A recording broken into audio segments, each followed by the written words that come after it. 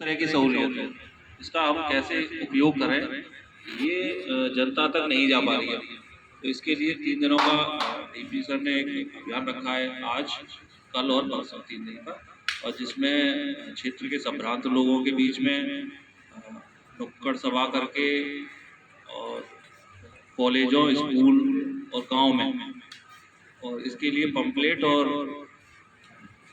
Poster वगैरह ये सब बनाए गए, जिससे लोगों को ये पता चले कि इसमें है क्या और क्या उनके लिए लाभ की जानकारी है। तो इसमें जो सबसे मेन जो बातें हैं वो कानून में जो दी गई है, एक है 0 FIR, और किसी के साथ कहीं भी घटना घटित हो गई हुई और वो वहाँ जाने में सक्षम ना हो या किसी भी वजह से वहाँ से निकल आया हो और अपने थाना क्षेत्र में या किसी अन्य थाना क्षेत्र में जाके वो एप्लीकेशन देता है, तो उसमें अभियोग पंजीकृत हो जाएगा और संबंधित क्षेत्र जहाँ वो घटना हुई है वहाँ चली जाएगी। मानो किसी के साथ हरिद्वार में कोई बात हो गई और वो वापस आ गया बालेनी में और उसको अपनी एक FIR करानी है, तो वो यही बालेनी में आके अभियोग पंजीकृत करा लेगा और वो 0 FIR यहाँ पंजीकृत होने के बाद वो संबंधित घटना स्थल के थाने में चली जाएगी, उसकी FIR हो जाएगी। दूसरा ये है EFIR, मतलब इलेक्ट्रॉनिक माध्यम से अगर कोई सूचना थाने में दे देता है, व्हाट्सएप के माध्यम से या ईमेल के माध्यम से, तो वो एप्लीकेशन प्राप्त कर ली जाएगी और 3 दिन के अंदर वो आदमी उसमें साइन सिग्नेचर करके चला जाएगा, तो अभियोग पंजीकृत हो जाएगा। उसको ये नहीं है कि एकदम तत्काल से कि वो नहीं पहुंचा है या घर पे मानो किसी ने बता दिया कि चोरी हो गई है, तो अपनी एप्लीकेशन कहीं से ही भेज सकता है और 3 दिन के अंदर वो व्यक्ति थाने में आकर उसे जस्टिफाई करेगा, हाँ मैंने ये एप्लीकेशन भेजी थी, और साइन हो जाएंगे उसके, तो वो अभियोग उसमें भी FIR पंजीकृत हो जाएगी। इसमें ये एक FIR कराने के 2 लाभ हैं, और इसमें FIR से लेके और कोर्ट के ट्रायल तक का समय सीमा निश्चित कर दी गई है। जैसे कि थाने में मैक्सिमम 90 दिन से ज़्यादा कोई केस पेंडिंग नहीं रह सकता, अनावश्यक रूप से जिनमें कोई अन्य जटिलता ना हो उसे भेजना ही है। कोर्ट के लिए भी टाइमबद्ध कर दिया कि इतने दिनों में उसमें न्याय करना है।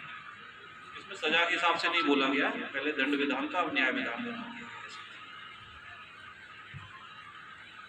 बच्चों के और जो महिलाओं के संरक्षण के लिए इसमें विशेष कानून में अलग से धाराएं बना दी गई बच्चों और महिलाओं के लिए।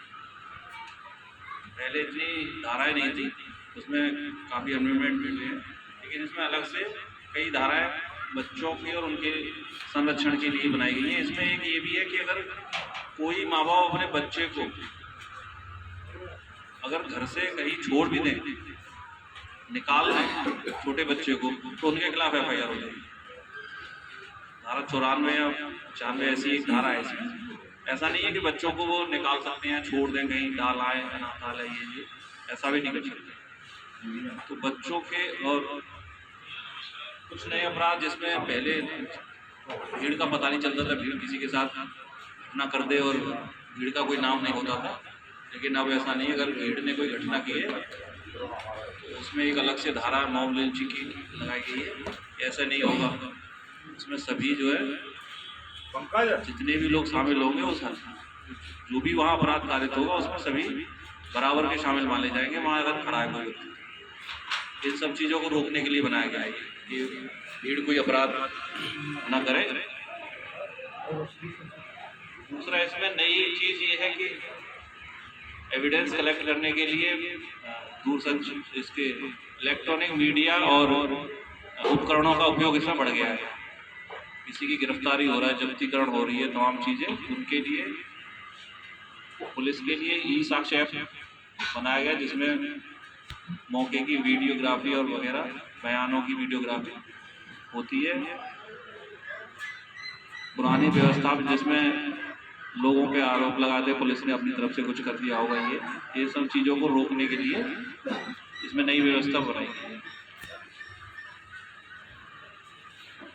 और ये अभियान अब जो चलाए जा रहे हैं, इसमें ये है पंपलेट बांटे जाएंगे सभी लोगों को, जिनको जितनी जानकारी हो वो अपने आस पड़ोस में जरूर दें कि भाई 0 FIR, EFIR और भी कोई चीज़ है, इसकी जागरूकता बढ़ाई जा रही है। इसमें कई तरह के कार्यक्रम चलाए जाएंगे जिससे लोगों की अभी धाराओं का पता नहीं है कौन सी धारा क्या हो गई है, उसके असमंजस में रहते हैं लोग। पहले 302 अब 103, पहले 307 और 109। अब कुछ धाराएं धीरे धीरे धीरे धीरे प्रचलन में आने लगेगी तो लोग जितना सुनेंगे जानेंगे उतना इसका लाभ होगा।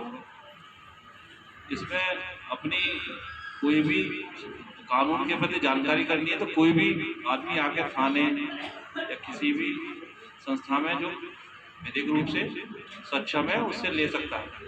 अब इसमें प्रचार प्रसार में पंपलेट और तमाम चीज़ें सामग्री वितरण की जाएगी जिसमें वो पढ़ भी सकता है, उनको समझ सकता है और उनके उपयोग के लिए बारे में जान सकता है। गांव-गांव में इस तरीके से अभियान ये चलाया जाएगा। किसी की कोई कानून को लेकर कोई बात हो तो मुझसे पूछ सकता है, जो मेरी जानकारी में रहेगा जितना मैं बताने की कोशिश करूँगा।